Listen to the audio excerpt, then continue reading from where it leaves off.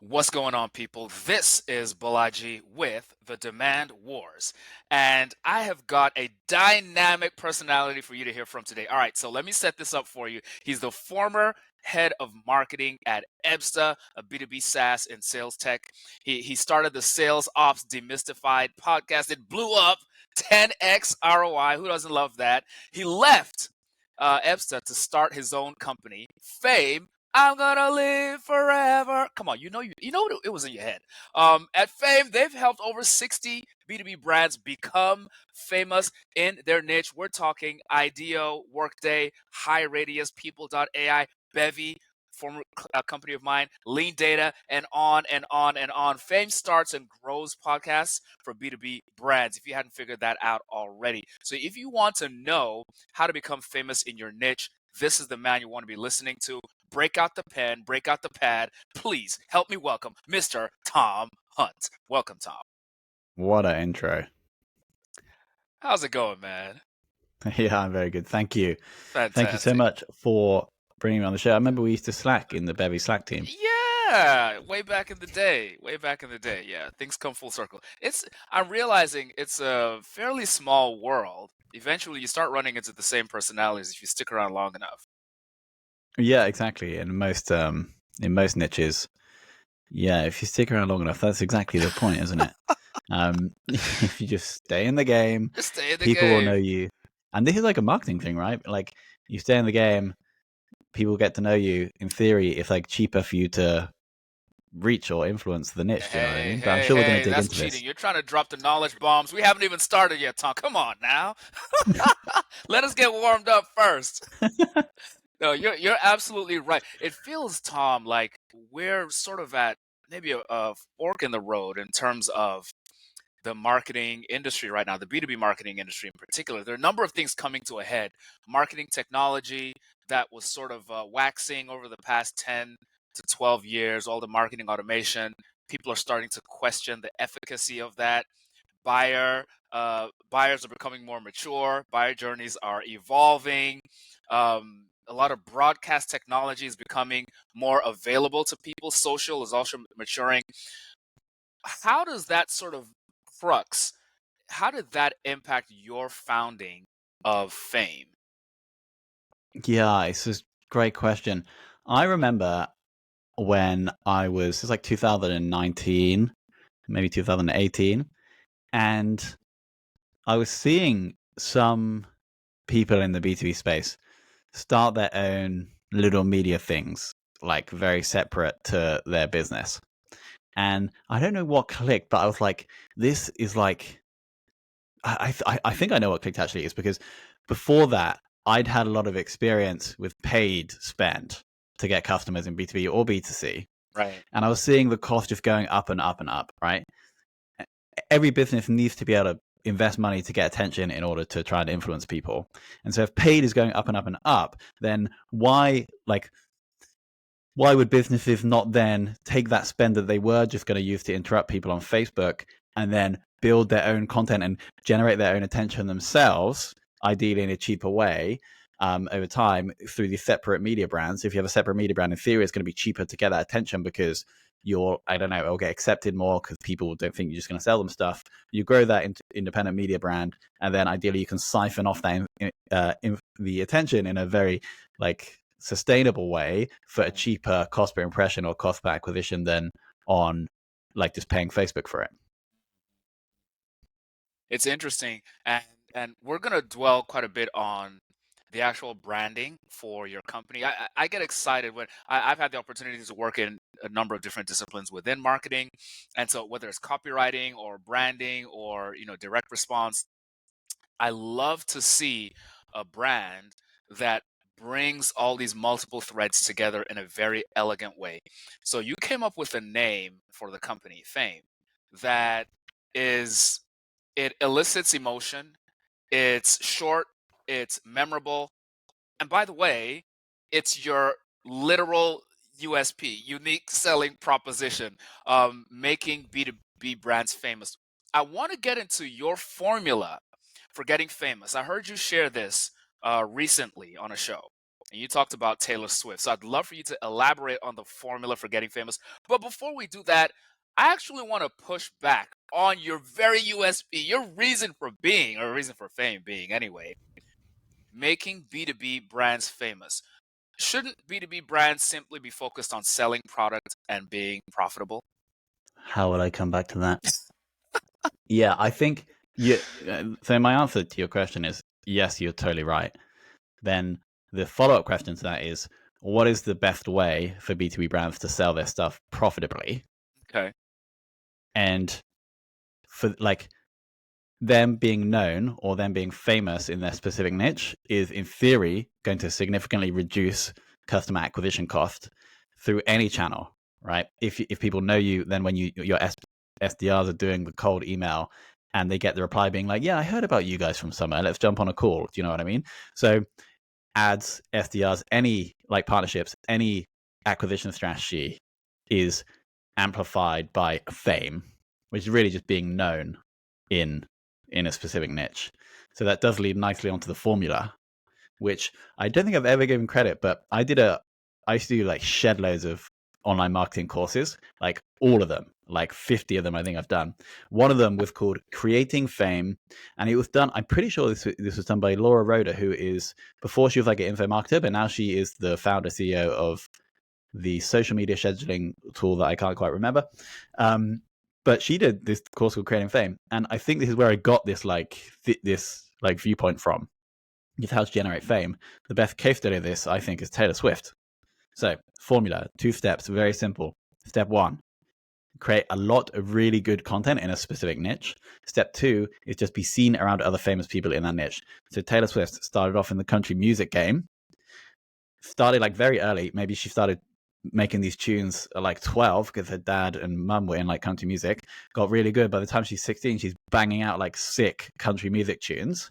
So she gets really good at that. And then all she does is like go and feature on other country music artists' albums or have them feature on her songs. She like moved to Nashville, which is where all the country music stars are, just so she could be seen around the famous country music people. And then why Taylor is such a great example is because she then switches when she's like 22, I think, to do this exact same thing, but in pop music. So it gets really good, consistently creating awesome content in that niche, and then it's seen around other famous people in the niche, whether she goes on other people's songs or whether they come on her songs. And so that is exactly what we recommend that any B2B company does. If they choose the niche, create a lot of great content in that niche, get really good over time at creating that content, and then just be seen around the other famous people in that niche. That is so straightforward and simple that I think a lot of us might almost question how that works. But Taylor's obviously a really good example, and there are several other individuals that we probably could name who maybe have used that very same formula. One might I mean, question whether I that. would argue that if you think about anybody who's Yeah, famous, yeah. and if you look at what they've done over the past like 5 to 10 years, it will be like very similar to that.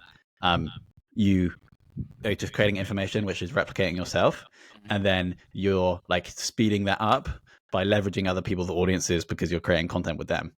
But Okay. anyway, like I'm happy to be proven wrong if you can find someone who's famous that hasn't done it that way.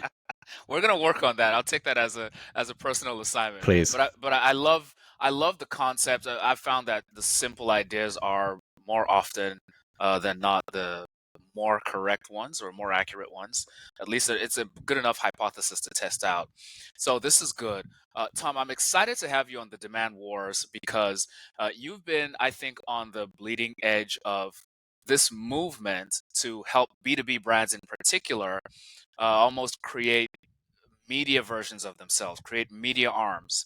And I want to help companies figure out how to do that effectively and maybe efficiently as well in 2023. So, with that being said, we're going to jump right into the demand wars. And the very first question, Tom, if you're ready, we're about to drop you on a deserted island. This is Desert Island Marketer. We're dropping you on this island. You've got a laptop, you've got an internet connection, and you have a budget of $1,000 a month. That's all you get, buddy. That's all you get.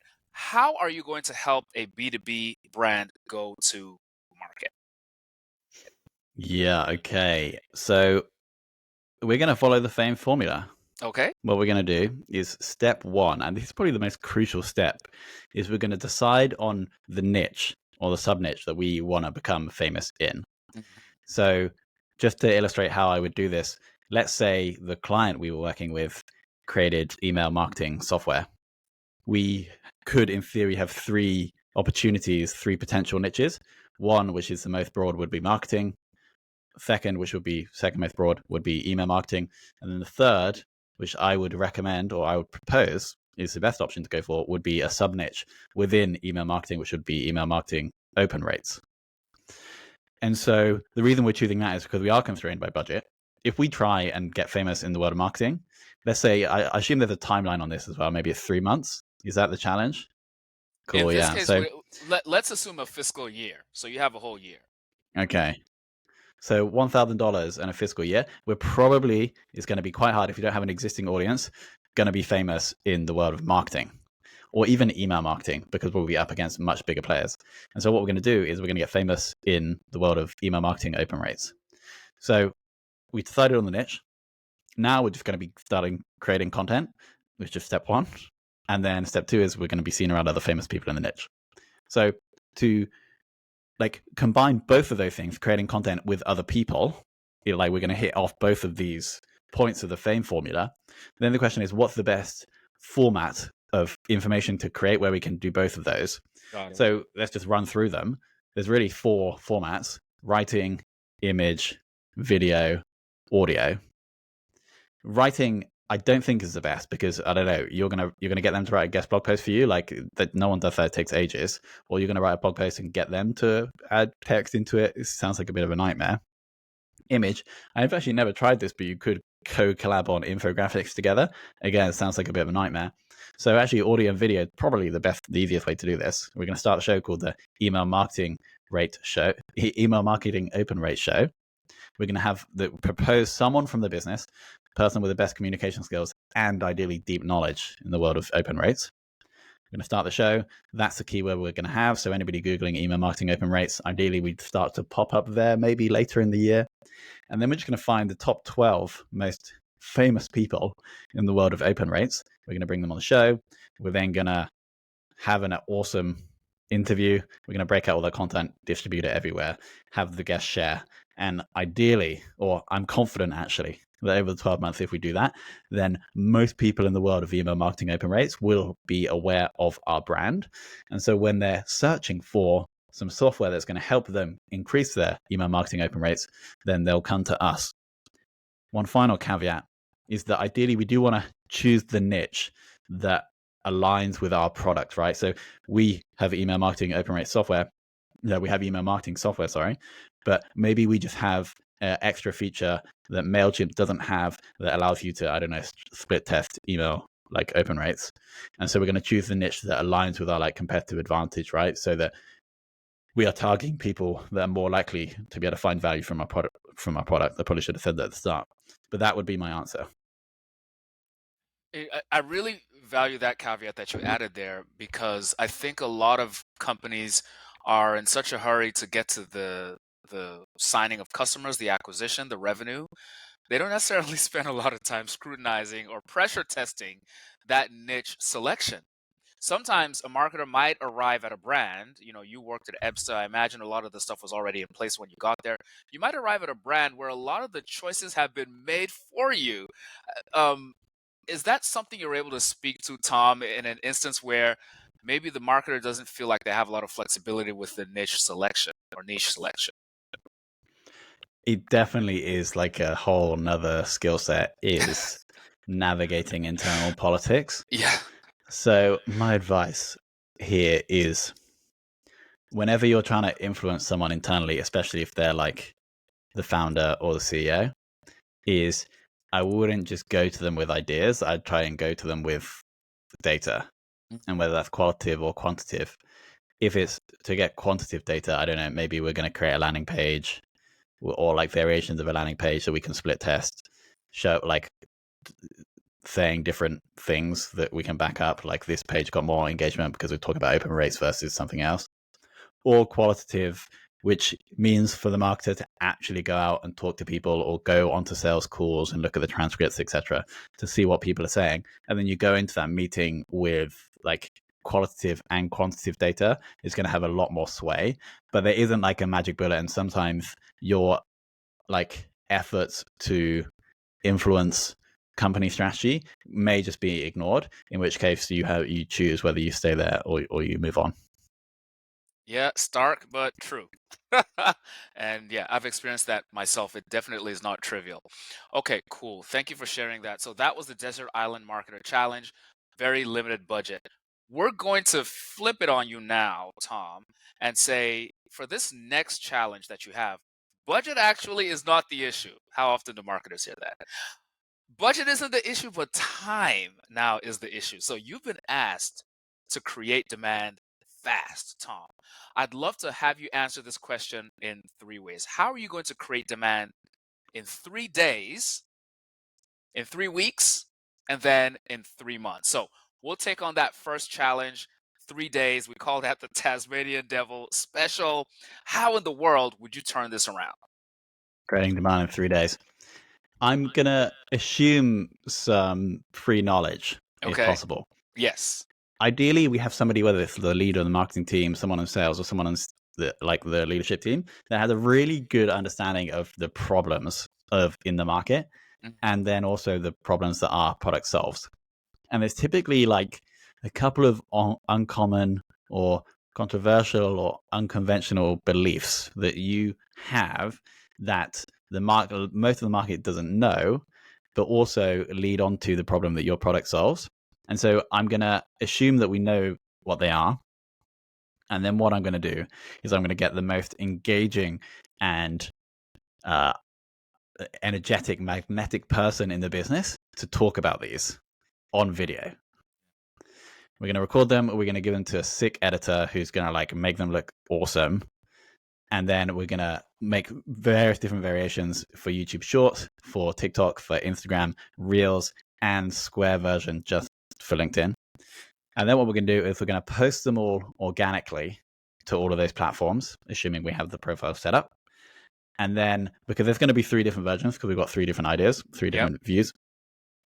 And then what we're going to do is we're going to take the ones that get organic engagement, and then if possible, I'm not sure if you can run paid spend on TikTok yet. I don't know that much about TikTok. Is we'll take the best one and then we'll push out like that to the people that we know are our ideal buyers, with a shitload of paid spend. And then we're ideally going to track that back to demos or proposal requests on the site with a free text field. That is interesting.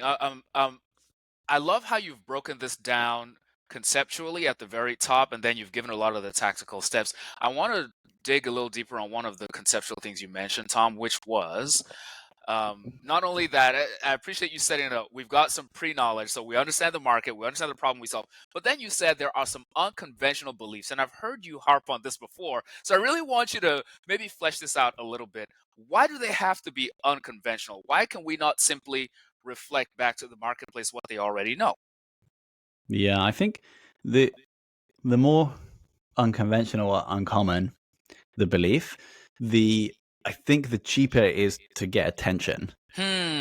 Because if the belief is uncommon or unconventional but true, I think the value added, the intellectual reward for the audience is greater.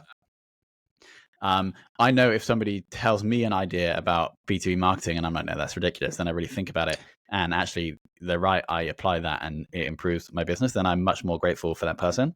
So the more unconventional and more uncommon, obviously, but still true, these beliefs are, the cheaper we're going to get impressions, because the more valuable these ideas are going to be, the more organic engagement we're going to get, and therefore the algorithms are going to like them a bit more. That's the theory. Interesting.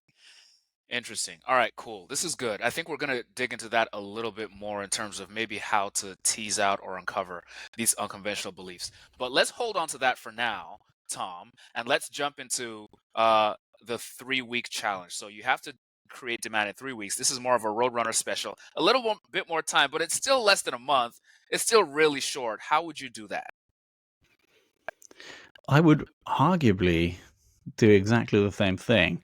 Maybe for all three of the time periods, potentially I would spend, if I have 3 weeks, I might spend a bit more time refining these beliefs because we only had 3 days initially. So maybe I would go and reach out and like speak to more of our customers or prospective customers in order to refine and get more ideas to test. But I think the process is the same. Like I think the whole concept of generating demand is educating an ideal buyer about the problem that your product solves. So we need to take them from them not considering that they need to solve this problem to being like, okay, this is a problem. And then if they do that, and then we take them to the next phase, which is, okay, I need to solve this problem. If we take them through those 2 steps, then they're probably going to like and trust us, and then they're going to choose us to buy. And so I think for all of these 3 time periods, we just have to take the person from saying, I have a problem, and then agitate it a little bit to be like, okay, now I need to solve this problem. And then they'll come to us. And so the process of thinking about these unconventional beliefs, which will take the prospect on this intellectual journey to realize they have and they need to solve the problem, is the solution to generating demand. So the 3 time periods I think is the same, but we just want to try and iterate, get better, and spend more money doing it. Very interesting. Marketers have been accused at times of actually not speaking directly to customers or to their audience. I don't know if that has something to do with the rise of marketing automation, where we were empowered to do things at scale. But we don't seem to practice a lot of these non-scalable things very often. We'll be much more apt to put out a survey on SurveyMonkey than to have those 10 conversations. Why do you think that's the case? I have this as well. Like I'm quite introverted. Don't really like talking to people that much. I love just like doing work on my own with listening to Taylor Swift. So how do we get like, I think you're totally right. Like with the internet, with remote work, with technology, we have been pushed away from like talking to real people. But I think you just have to realize that the information you get is so much like A, you get more information, and B, you get much higher quality information when you actually like the closer you get to the person. So I think you get more information in real life than you do on a Zoom call.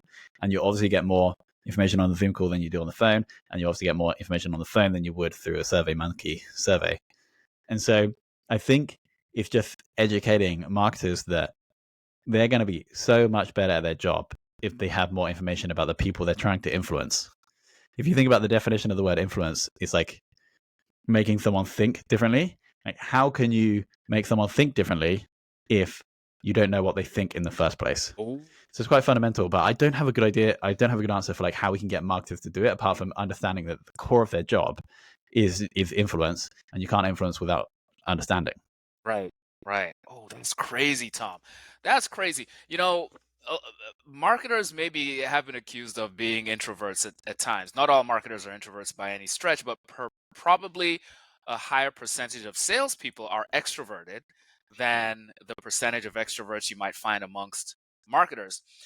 And I would say that introverts do have certain superpowers that lend themselves really well to marketing. They tend to be a bit more empathetic. They tend to be more active listeners. Uh, they tend to be really good communicators. Maybe when you do get them in those one-on-ones, the I guess the challenge is getting marketers to flex that muscle of initiating those one-on-one conversations. This is really interesting. Yeah, I totally agree. I think the best thing, well, that I've done is on the, like you have product onboarding, automated emails, you sign up to the product, you get the emails. Hmm. What I've done previously is get a 15-minute Calendly link and then put that in the PS of the first email that's sent to people and be like, hey, thanks so much for signing up. Whether this is like you have the low cost like PLG mission or you have like customers that are just onboarded, Right. I would put that in and just let customers book that call in. You have the 3 questions that you want to ask. And you can also say that you can ask me any questions about the product if you'd like. So doing that is like an automated way to put that kind of customer knowledge on autopilot. This is great. This is great. Okay, Tom. Let's jump into the next challenge for Demand Wars. This is one that's near and dear to your heart. It is the literal marketing like a media company. So we've been hearing about this for maybe the past 12 months or so. I'd love to hear your take on what it means for B2B brands to market like a media company, maybe some of the pitfalls, because at times we do see pushback against this concept. What are some of the pitfalls people aren't saying out loud, and how might we be able to overcome them? I think we've got a lot of learning to do.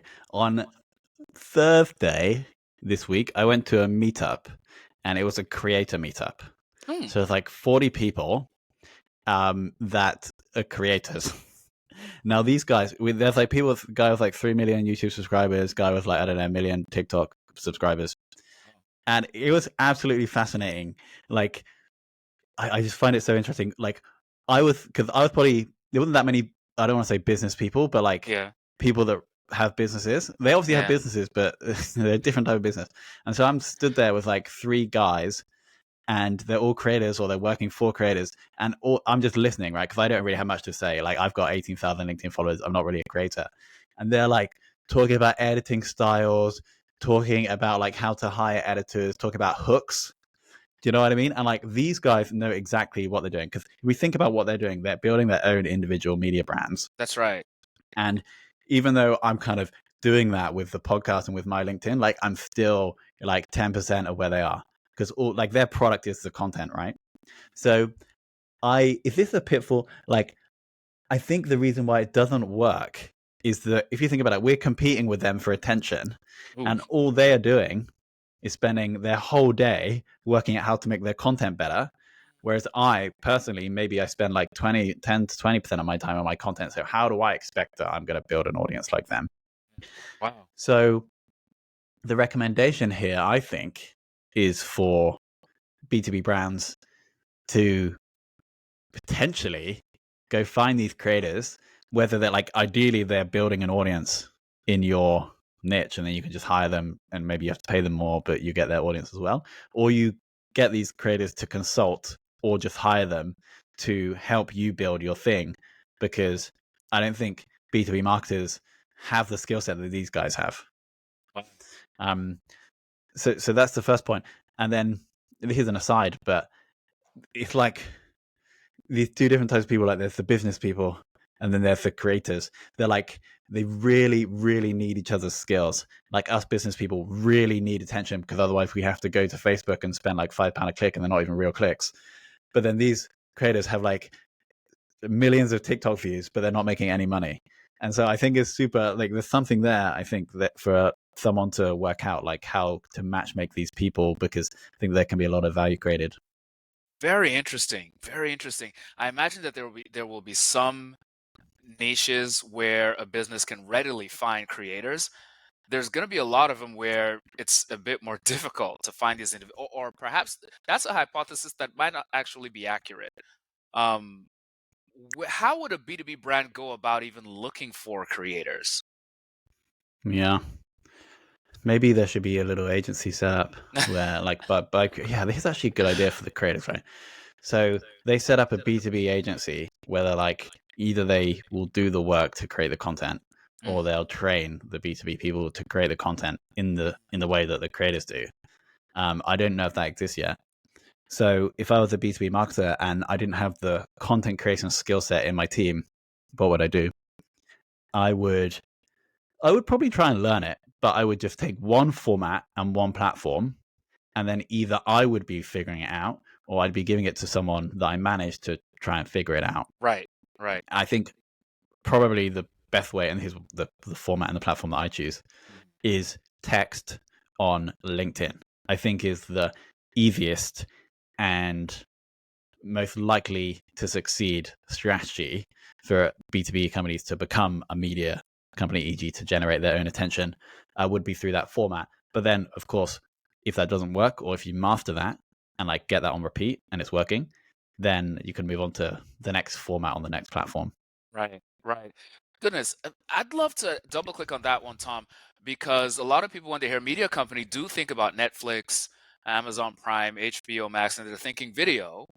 And that can feel, or they think of YouTube creators and TikTok creators who are also doing video. That can feel daunting if you don't already have some uh, rudimentary skills in that area. But when you talk about text on LinkedIn, well, every business has writers.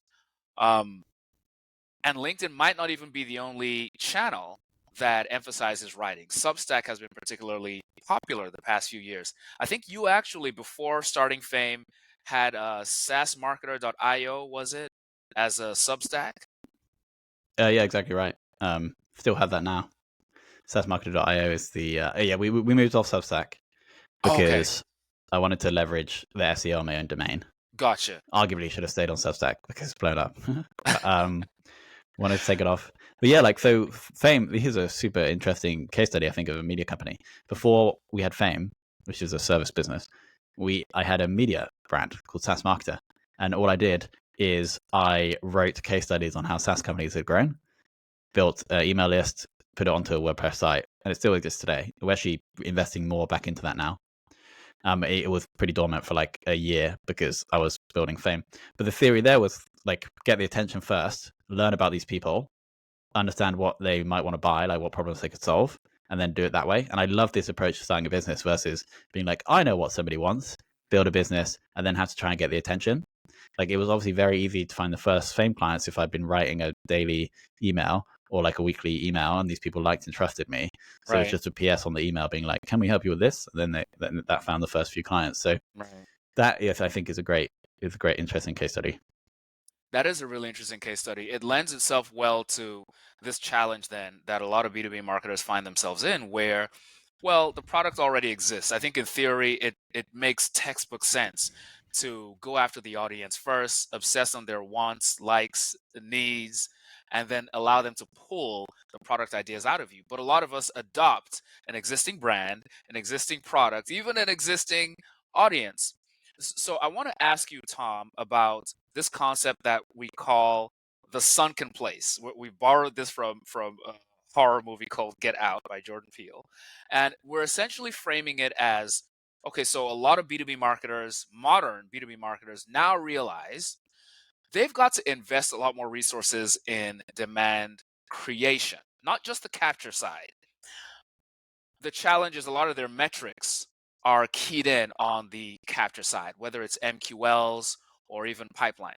So for a B2B marketer who is looking to do more demand creation, knowing that what they're doing might be medium term or long term programs, how do they survive that 3 month or 6 month period during which they're no longer investing in MQL, so those numbers are going down, but the pipeline coming from this demand creation hasn't really started to show up in their dashboards? Yeah, so I can share how we do this at Fame. But to caveat this, it has been completely ripped from Chris Walker's revenue R&D like thought leadership. So we just split, like we don't really have a sales or marketing team. We have a growth function, and then we have growth programs.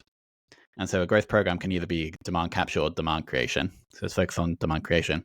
And then we have, like for every program, we have, I'm just going to get the Trello board up right now. Oh, We have nice. different stages where we're going to track this program through from just an idea through to actually like, it's called fully integrated. And this is like credit to Chris Walker for this. I didn't come up with this stuff. And so the way we can try and see if we should keep investing in this program is we move through the stages. And so the first stage of an experiment, we're just starting to invest into this. Second stage is positive signal. So this is to actually answer your question. If a demand creation program is starting to work, we should start to see these positive signals.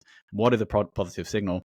Let me just pick out one of our demand creation programs is me being a guest on other podcasts and educating about how you can use a podcast to build your B2B business. And so a positive signal here might be somebody DMing me saying they heard me on this podcast and they enjoyed it. But then we also want to ensure that's only a positive signal if that person is a potential buyer, right? They match our persona. So if I've added value to this person by talking about something that is related to our product or service, and that person is aligned with our customer persona, then that's a positive signal. And so that means, okay, this could be working. Let's keep investing in this program. Maybe let's take another example. Yeah, so SaaS Marketer now is a demand creation activity for Fame. We recently kind of rebranded it slightly to put SaaS Marketer powered by Fame. And so again, if I write a blog post on SaaS Marketer, which is talking about how B2B companies can create their own separate media properties, one of those could be a podcast. And then I get a comment on that blog post from a line customer persona that says they enjoyed the post, then again, that would be a positive signal. From phase 2, moving on, we call it repeatability, which is, okay, have we actually had people come into the sales process saying that they came, or when we ask them how they heard about us, they're saying SaaS Marketer, or they're saying I heard you on this podcast. So that is how I'd recommend people that are doing demand creation to ideally track whether things are starting to work or not. It's not as clear cut as having 75 MQLs and 2 demos. It's a bit more qualitative. The quantitative metrics I'd look at would be the engagement or views or consumption of the content that you're creating in order to create demand. So in this case, it could be the SaaS Marketer page views on the posts that are related to our product or service, or it could be, well, it's quite hard to get data from someone else's podcast unless they give it to you. So maybe it would be the engagement on the social post that the host did about your episode, if it's related to your product or service in some way. Very, very interesting. I've been following Refine Labs' development of revenue R&D. It really is, I think, a watershed moment for marketers. And I love the structure. I love that you have implemented this so quickly, because I think Chris Walker only started talking about this maybe a month ago or less. No, so he had, this was when the podcast was still called State of Demand Gen. Yes. He did like it was probably about 3 months ago that he first shared this. And I was like, I think I looked at it the day after, and on the same day created the Trello board because it just made so much sense. Oh my goodness. That's great. That's great. And it looks like he's pivoting a lot of his business, Chris Walker is, in that direction. So very astute of you to pick up on that. Okay, that was really helpful. As we're starting to wrap up, Tom, I want to have you maybe talk a little bit about how one might think of a demand creation plan. So a lot of people are making their plans for the new year. They're thinking expansively about 4 quarters of business. And while growth includes, or acquisition anyway, includes both demand capture and demand creation, I'd love it if you could elaborate on 5 things people might want to include in their demand creation plan for the new year. Yeah, so my view of demand creation is really just one thing, but maybe we can break that into 5, which is creating, like, educating, as I said earlier, educating the people that could buy about the problem that our product or service solves. And so splitting this into 5, I think really all we're going to do is take the key ideas or the uncommon or conventional opinions that educate the customer about the problem that our product or service solves. And then we're going to create the best possible content we can around those, and then distribute that to the places where we know our customers are. And so maybe what I would do is step 1, and this like precedes all the 5 plans, is just sit down with the people that really understand the customers and work out what these unconventional opinions are. And then maybe I would have a plan for each platform. But I probably, instead of implementing those 5 platforms at the same time, I'd probably pick the one that we know our customers are definitely on, and maybe that we have the most experience with. And then I would start creating the content organically on that platform. Probably is going to be LinkedIn. And then just keep working on that plan until we're starting to see some positive signals or repeatability. And then only then shift all resources and focus onto the next one, which I don't know, maybe TikTok, for example. And then after TikTok, maybe it'd be YouTube, and then maybe it would be Instagram, and then maybe it would be something else that we don't know yet. So step 1, decide what these core ideas are, and then steps 4 to 5 would be implementing that organically onto the 4 best platforms. And then maybe step 6 would be to start investing paid spend behind those, the highest performing organic content. Fantastic. A lot of emphasis on organic. But it makes sense because it feels like you're trying to make sure you get the messaging right first. You're trying to make sure it resonates. You're trying to make sure you're seeing repeatable results, at which point you then scale. Exactly right. Excellent, excellent. Speaking of demand capture, because we can't ignore that slice of the pie, if we think of our entire budget as a scale, where a certain amount of it, a certain percentage gets to go to capture, and a certain percentage gets to go to creation, how do you think about the allocation of that budget? And as you answer that, Tom, I'd love to share for the viewers that you've generously, over the past year or maybe a year and a half, periodically shared almost like an income report for Fame, which I found really valuable, by the way, and pretty unique in our space. So maybe some thoughts on why you're so transparent with those numbers, but then also how you think about allocating your spend between demand capture and demand creation. Yeah. So first, there's probably two reasons why I share that. A is that it is good, useful content for like the business, both for like to build my own like personal audience, and then also to build like the audience for the business. Like our persona could be someone who could buy Fame service could also be the person who gets value from that content. So it's effective content marketing. That content always performs the best.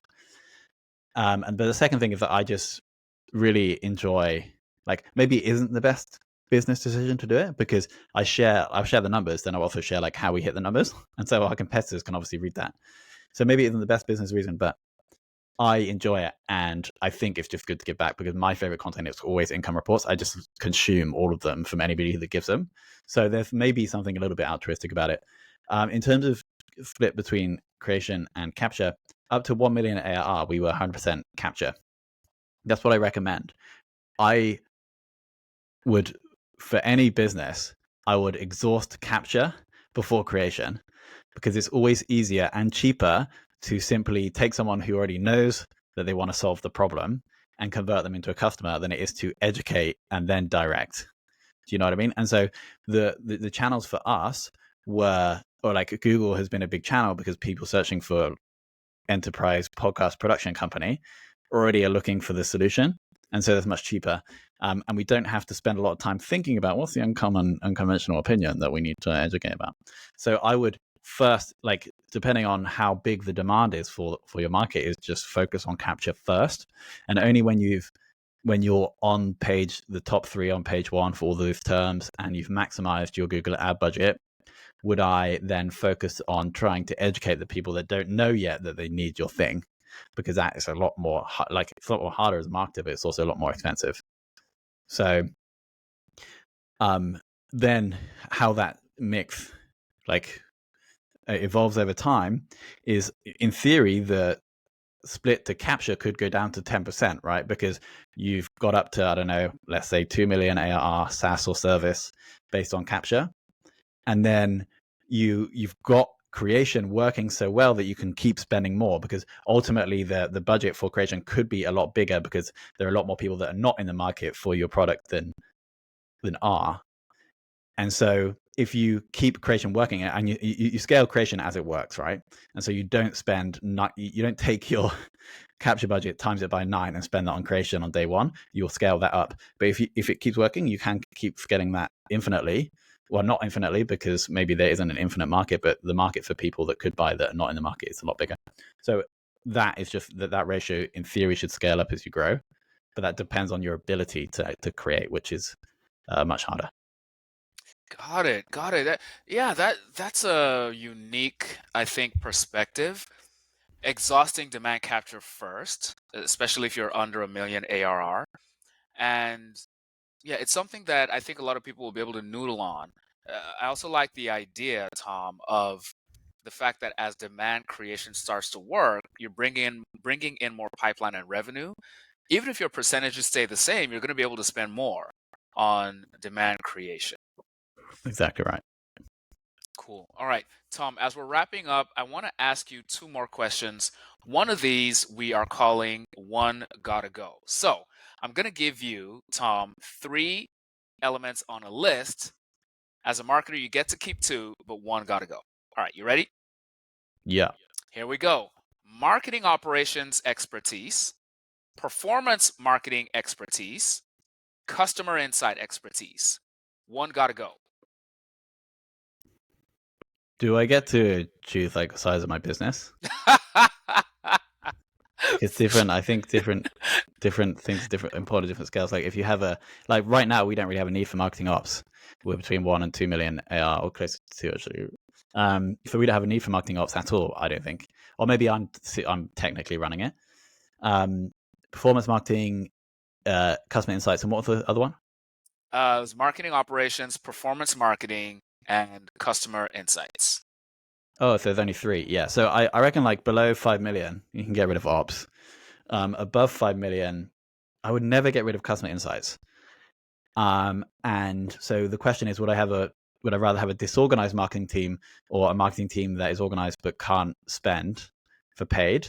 Maybe I would say it's tricky. It would be really close, like above 5 million, on whether I would get rid of the paid expertise or the ops expertise, because you could have like a really organized team that's banging out awesome organic content, but if you can't amplify that with paid, you're really limiting your ability. But then maybe you would have like insane paid expertise, but it would be really disorganized, so maybe you wouldn't be doing anything good. So I think if I had to decide, I would say I would get rid of the paid expertise above 5 million. Got it. Very interesting. Nuanced. I like that. All right. Let's see if we can stretch a little bit more. Here's 3 more things. MQL, podcast subscriber, social media follower. One got to go. I would say that because you haven't, 2 of them you've defined really well, but the third one you haven't defined very well, because you basically said for the MQL that, I don't know, you've given like a very generic description of that. Do you know what I mean? Like, because MQL is defined by the marketing team, and so That's right. my like nerdy marketing response would be, how do you define MQL? But I don't think that's the point, is it? So Yeah, I I would guess definitely have I podcasts. would say, oh, I'm sorry, Tom. I would say specifically the way that a lot of companies have defined MQLs has it's been distinct from hand raisers. So these are not necessarily people who've come in asking for a demo. This might be like an ebook lead or a webinar lead. Yeah, so actually all 3 are very similar. They're somebody who said, yes, I want more of your content. And so then the question is, out of those 3, podcast, social, or email, which is the strongest signal to say that I want more of your content? I would actually say that the email hand raise is the strongest. Somebody saying you have permission to email me is stronger than you have permission to put your podcast on my feed, or you have the permission to put content on my LinkedIn newsfeed. So I would say MQL. Got it. So you keep that one. And which one would you get Oh, rid of yeah. between podcast and Yeah, social? so I would then say the podcast is stronger than social, so I get rid of social. All right. Podcast survives. Social is out. All right. We're going to do one more. One more. Here we go. Great brand reach, great brand recall, great brand resonance. So reach, recall, resonance. One got to go. So in my mind, they're a scale of warmth or a scale of intensity of emotion, with reach being the lowest. Is that right? So first you'd reach people, then they'd be able to recall, and then they would like you. So I would, in that case, I would say I would rather have people recall or resonate than just have loads of people know who I am. So I'd probably get rid of reach. Performance marketers are cringing right now. We all love a big audience, Tom. What are you talking about here? We want to be famous. Yeah, this is good. All right, cool. Tom, this has been great. I'm gonna, as we leave, I'm gonna hit you with one final question. This is reality roulette, so we're really gonna stretch your creative mind here.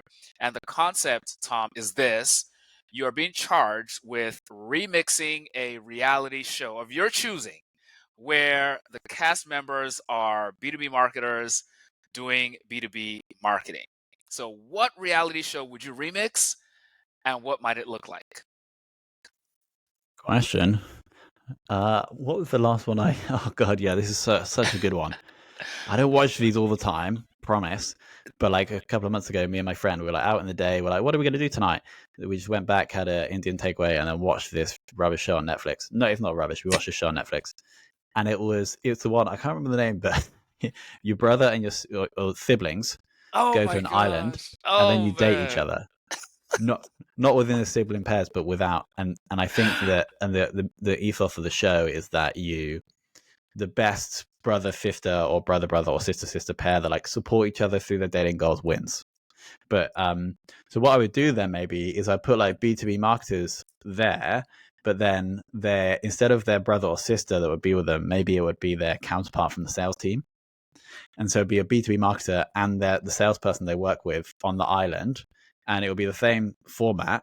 Like they'd have to date people from other pairs, but then they would be judged on how supportive they are of each other, the B2B marketer to the salesperson. And so I think the interesting outcome of this would be we'd learn a lot more about what makes an effective relationship between a B2B marketer and their salesperson. Wow. Mm. Yeah. This is an interesting concept. The relationship between marketing and sales has since the beginning of time been one that is fraught with tension and sometimes competing objectives. So this really could be an interesting one. Okay, Tom, this has been fun. Folks, we've been listening to Tom Hunt, founder of Fame. He's the former head of marketing at EBSA, and he's been blowing up podcasts for lots of B2B brands, some of your favorite B2B brands. Tom, thank you for coming on the Demand Wars. No, thank you. I enjoyed the innovative format.